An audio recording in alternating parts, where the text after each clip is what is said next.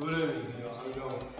Duk kuma ka je ka samu GPO ka ce masa ina son ganawa da shi akwai wani sakon da tura masa ka ce ni ne na tura ka smart guy.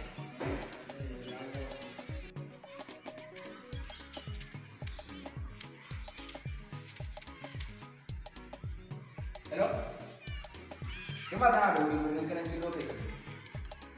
Ba ka yawan zuwa ka amma jini za su shigo. Zan sanar da kai idan suka shigo. Thank you.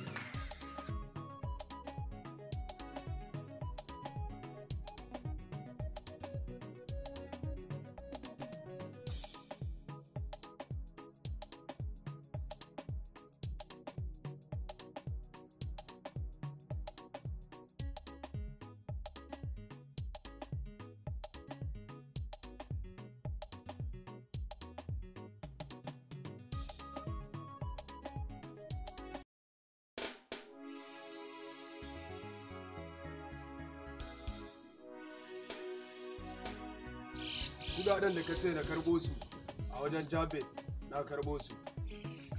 Amma sai dai mai gida a cikin miliyan 10 an samu miliyan 5. What? Lalle Jabe ya tubo ni. Nan da zuwa gobe haka ya daina numfashi a duniya. Aje na sawa DPO kamar yadda ka kuce. Na je na faɗa masa sakonka. Amma kafin nan ka sama bincike a kan shi ina da ina yake zuwa shin yana neman mata ne ko yana fada kayan maya ne ina son samu wannan information.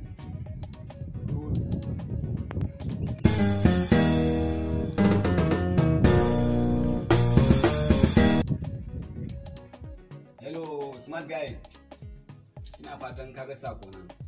MC na ga sakonka amma sai dai kaya ba su gobe sai gobe.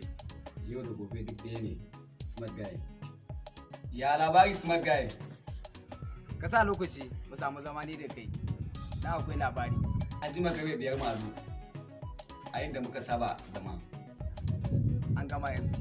Thank you.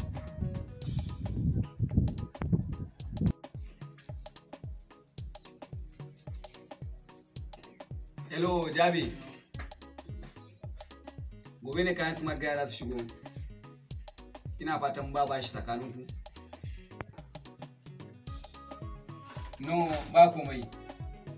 Ka san halin smart guy, in yana bin ka bashi ba zai baka kaya ba.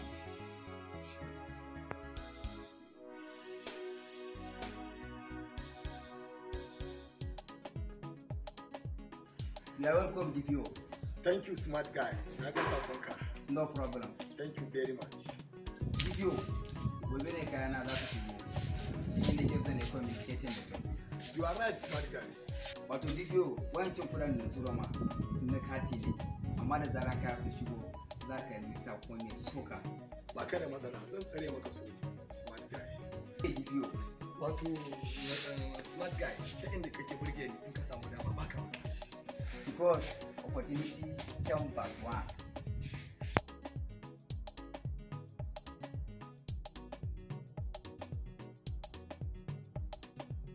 Ya shin bayan fita na ko wanda ya zo ya neme ni ne? Babu mai gida.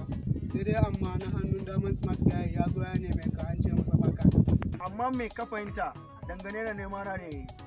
Abin da na fahimta yana son ganawa da kai ne domin samun information a kanka. You are very intelligent. Kana matukan burge ni domin kana da hangen nesa. Amma ina son kowa ya shirya.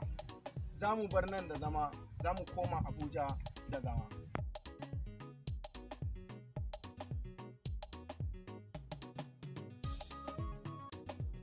Welcome smart guy. Thank you. Na san kana tsammanin zuwa na shi yasa na ga ko mamaki ba kai ba. Haka ne abubuwan ne. Ga sunan da suna tafiya komai kamar yadda aka tsara. Ya labari ne.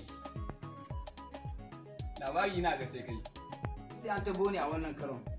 Wane ta boka wannan kayan smart guy? Abokin harkar lana ne ya tabo ne wato Jabe. Wani ganganci ne yasa ya ta boka bayan ya fi kowa sanin waye smart guy?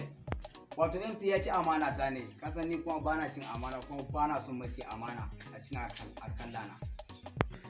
Wani mataki ka ɗauka? Zan aika shi lahira kamar yadda na saba.